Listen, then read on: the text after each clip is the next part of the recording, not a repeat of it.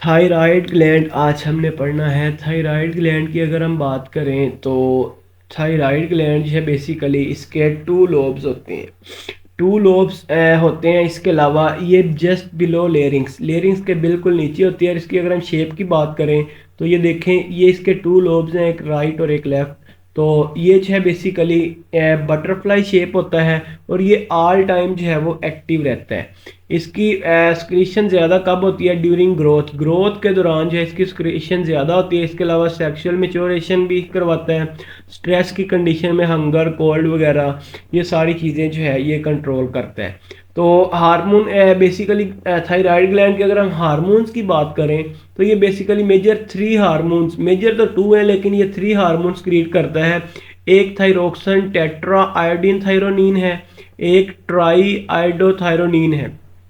तो ये वाला जो टेट्रा है ये बेसिकली फोर आयोडोथायरोनीन है, ये एक्टिव फॉर्म है और ये इनएक्टिव फॉर्म है, एक दूसरे में चेंज होते रहते हैं। तो अगर हम इनके दोनों के जो है वो फंक्शंस की बात करें तो बेसिक मेटाबॉलिक रेट जो है उसको इंक्रीज करते हैं।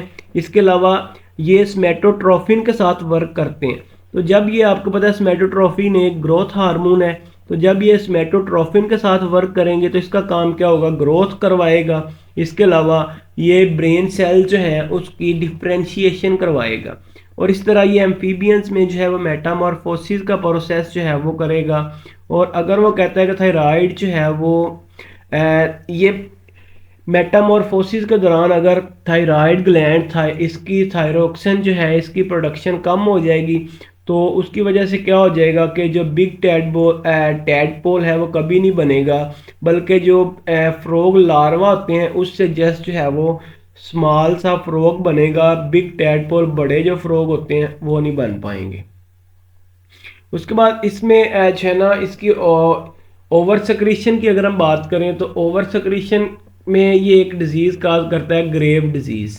इस डिजीज़ में क्या होता है कि अब कुछ एबनॉर्मल प्रोटीन्स होती हैं जो कि एक्सेसिव सक्रीशन काज करती हैं। और इसमें क्या होता है कि बेसिकली जो है वो बेसल मेटाबॉलिक रेट जो है वो इंक्रीज़ हो जाता है। जैसे ही जो है मेटाबॉलिक रेट जो है वो इंक्रीज़ होता है, तो इंक्रीज होने के साथ इसमें जो है वो कार्डियक फेलियर भी हो जाता है, हार्ट प्रॉब्लम हो जाती हैं। और प्रोडक्शन ऑफ एबनॉर्मल बॉडी जो है वो एबनॉर्मल बॉडी प्रोटीन्स वो भी स्टार्ट हो जाती है। इसमें शॉर्ट, कोर्स और सेंटी हेयर्स हो जाते हैं, यानी कि हेयर्स हैं वो घुंघराले टाइप हो जाते हैं। और इसके अलावा इसकी जो स्किन होती है वो येलोविश स्केली स्केल लाइक हो जाती है, उस पर छोटे छोटे स्केल से बन जाते हैं, खुश्की सी आ जाती है। इसके अलावा मेंटली रिटार्डेड, तो मेंटली भी जो है वो अपसेट हो जाते हैं और सेक्सुअली भी जो है वो उसकी सेक्सुअल जो है वो भी डिस्टर्ब होता है।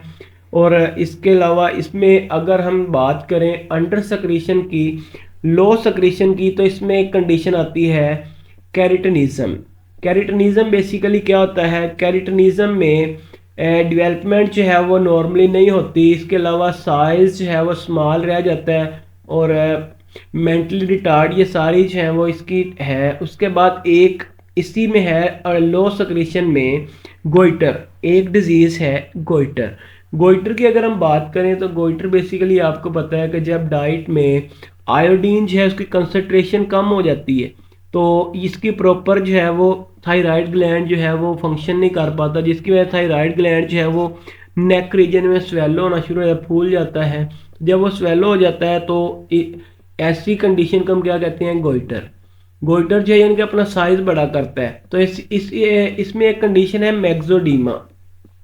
मैक्सोडीमा की अगर हम बात करें तो मैक्सोडीमा यही है कि लो आयोडीन जो है उसकी वजह से एक्सेसिव फैट्स हैं वो ज़्यादा स्टोर होना शुरू हो जाती हैं, वेट जो है वो गेन होना शुरू हो जाता है और बॉडी और जो है ना वो हेल्दी बहुत ज़्यादा हो जाती है और मेंटली क्या हो जाता है? रिटार्डेड हो जाता है। उसके बाद लास्ट तीसरा हार्मोन जो है वो है कैल्सिटोनिन। कैल्सिटोनिन का काम बेसिकली क्या है? ये ब्लड में कैल्शियम लेवल को हाई करता है। तो ये जो है कैल्शियम लेवल को कंट्रोल करता है। अगर इसका काम क्या है? बोन से कैल्शियम को अब्जॉर्ब करके किसको देना? ब्लड को। सॉरी, इसका जो है वो ऑपोजिट फंक्शन है कि ये ब्लड से कैल्सिटोनिन कैल्शियम लेके ये बोन्स को देता है। तो ये बोन्स में कैल्शियम का लेवल इंक्रीज करता है, मतलब कि ये हड्डियों को मजबूत करता है। तो अगर इसकी जो है वो डेफिशिएंसी हो जाए तो बोन्स में प्रॉपर जो है वो क्या कैल्शियम लेवल नहीं होगा, जिसकी वजह से बोन्स क्या हो जाएंगी, ब्रिटल हो जाएंगी, वीक हो जाएंगी। लेकिन अगर वो कहता है कि इसकी सिक्रीशन ज़्यादा हो जाएगी तो फिर क्या होगा, ब्लड जो है उसमें कंसंट्रेशन कम हो जाएगी, जिसकी वजह से स्केलेटल मसल इफेक्ट होंगे और नर्व्स वगैरह जो हैं इफेक्ट होंगी। क्योंकि आपने जो कंट्रैक्शन ऑफ स्केलेटल मसल पढ़ा था हमने, अ, उसमें हमने पढ़ा था कि एक्टिन मायोसिन कैसे वर्क करती हैं, तो वो भी कैल्शियम की मदद से करती हैं ब्लड में। तो ये एंटागोनिस्टिक काम करता है पैराथॉर्मोन के।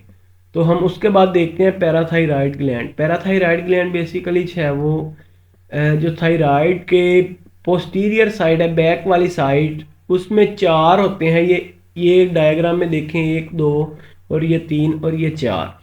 और ये एक हार्मोन प्रोड्यूस करते हैं पैराथॉर्मोन।